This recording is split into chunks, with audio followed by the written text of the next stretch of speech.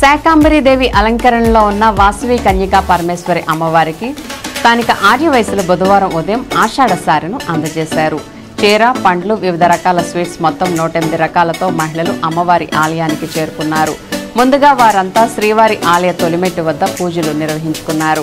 అక్కడి నుండి మేళతాళాలు, మంగళ వాయిద్యాలతో ఆర్యవయసు మహిళలు సారెను పట్టుకుని కన్యకా పరమేశ్వర అమ్మవారి ఆలయానికి పాదయాత్రగా నడిచారు.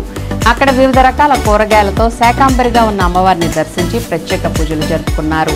ఆ తర్వాత 108 రకాల పళ్ళు అందజేసి స్వీట్లు అమ్మవారికి అందజేసి పూజలు జరుపుకున్నారు. అమ్మవారి తీర్థ ప్రసాదాలను స్వీకరించారు. దీంతో ఆ ప్రాంతంలో ఆధ్యాత్మికత వెల్లువిరిసింది.